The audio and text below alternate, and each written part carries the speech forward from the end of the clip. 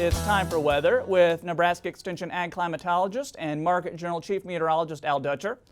And this week brought some fairly humid conditions. We even got some storms too. Al, how are we looking coming up?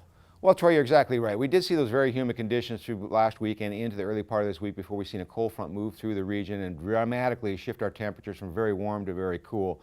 We went from temperatures in the 90s on Tuesday with heat indices of 100 to 120 across the state to temperatures that were basically in the mid to upper 70s and basically your heat indices in the mid to upper 70s. So quite a dramatic change, something that we would typically see that strong of a change in the month of September and October. So a little early for that. More importantly, this cool air is a concern, and there's indications that we're going to see even more cool air move into our region over this next 7-day period.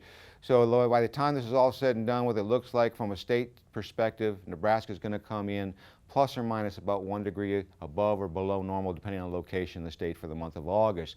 More importantly, as we go to the upper air pattern, what we will notice is the trough is starting to move through the state. This started to impact western Nebraska last night, and it will pivot through central Nebraska this morning and then exit in to eastern Nebraska this evening during the overnight hours. Low pressure in the Texas Panhandle is feeding Gulf moisture northward to keep this system active. It does look like it will fade out somewhat as it moves toward the east and then regenerate during the overnight hours, and you see this trough strengthens as it moves toward the southeast over central Missouri.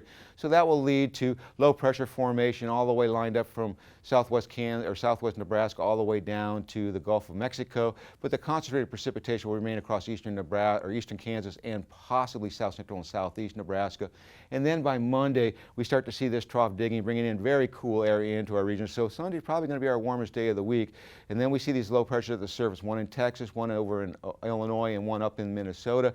All of these will concentrate the precipitation well to the east of us, although northeast Nebraska may get a few scattered light showers. On Tuesday, the trough itself broadens out, spreads that cool air toward the east. Low pressure up in South Dakota really will not be a player much for Nebraska, as high pressure is going to be our primary focus. The winds will start turning around toward the south-southwest on the backside of this high pressure system as the main cool air kind of pivots toward the Great Lakes region. That may allow us to move back up to more normal temperatures midweek. As we see low pressure down in the Texas Panhandle, will start to pump moisture toward the north, but it doesn't have any focus mechanism to generate widespread precipitation here across Nebraska. An isolated thunderstorm is not out of the question central and western Nebraska, and this trough starts to deepen as we get into Thursday, bringing another round of cool air into much of the eastern two-thirds of the Corn Belt as high pressure settles in over the western Corn Belt. The main precipitation will remain to our southeast, and there is some isolated convection with the monsoon starting to flow up into the Rockies. And then we start to see this trough lift somewhat toward the Great Lakes, and a little bit warmer weather starts to build into our region under the influence of high pressure. Low pressure stands out in the north central Rockies. That will become a player as we go into the first few days of September, and monsoon flow starts to bring moisture up into the western part of the state for a few isolated thunderstorms. 8 to 14-day forecast keeps colder than normal conditions in play as that trough that's in the west starts to move into our region and brings a reinforcing shot of cold air, although this may pivot a little bit farther toward the east and not so much centered over Nebraska. And then the precipitation, monsoon moisture feeding northward with that trough, a good chance for precipitation across western Nebraska. So Troy, it looks like overall a fairly dry pattern as we get by this weekend.